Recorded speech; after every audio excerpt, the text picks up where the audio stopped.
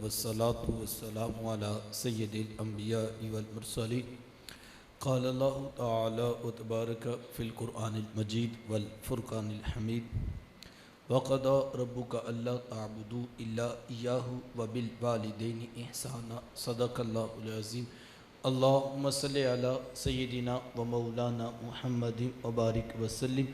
حمد و صلات کے بعد انتہائی واجب الاحترام ذوی الاحتشام برادران اسلام، السلام علیکم ورحمۃ اللہ وبرکاتہ.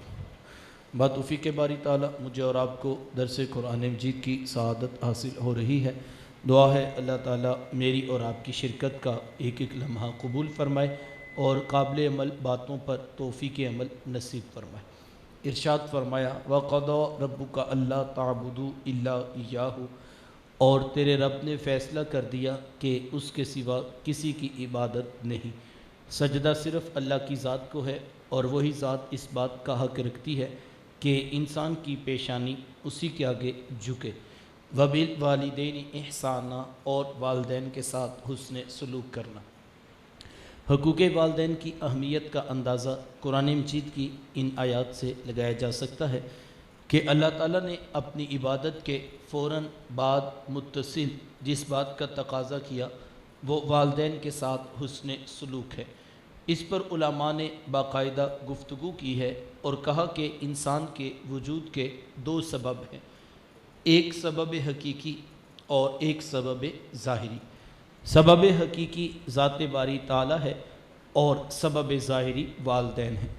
تو پہلے جز میں سبب حقیقی کے حق کو بیان کیا گیا تو دوسرے جز میں سبب ظاہری کی طرف توجہ دلائی گئی.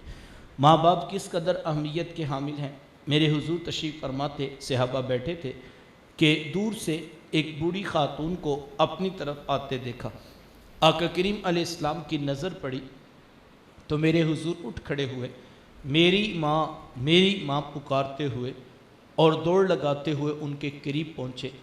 پھر کندھوں سے وہ چادر اتار کر نیچے زمین پر بچھا دی جسے میں اور آپ کائنات کا قیمتی اثاثہ سمجھتے ہیں.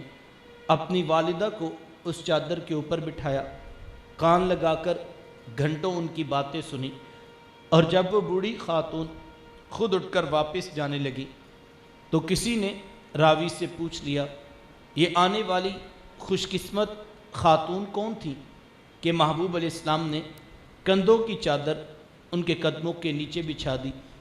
تو بتانے والے نے بتایا کہ تمہیں نہیں پتہ، یہی تو حضور علیہ السلام کی رضائی والدہ حضرت حلیمہ سعدیہ سلام اللہ علیہ. سگی ماں تو سگی ماں ہوتی ہے.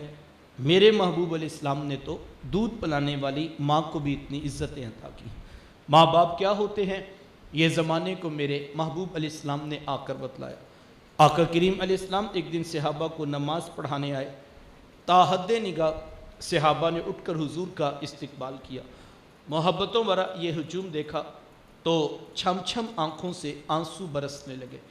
ایک ٹھنڈی آہ بری اور کیا فرمایا، لو ادرکت والدیہ او احدہما، کاش آج میرے ماں باپ بھی زندہ ہوتے یا ان میں سے کوئی ایک ہی زندہ ہوتا، پھر میں لوگوں کو نماز عشاء پڑھا رہا ہوتا، اس میں سورہ فاتحہ کی تلاوت کر رہا ہوتا، پھر میری ماں کو میرے ساتھ کوئی کام یاد آ جاتا، وہ دروازے پہ آتی، چلمن سرکاتی، اپنے میٹھے اور پیار بھرے لہجے میں فرماتی ابنی محمد، میرے بیٹے محمد میری بات تو سنو.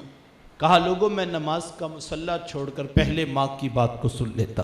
زمانے کو عملاً بتایا ماں کا وجود کتنا معتبر ہوتا ہے.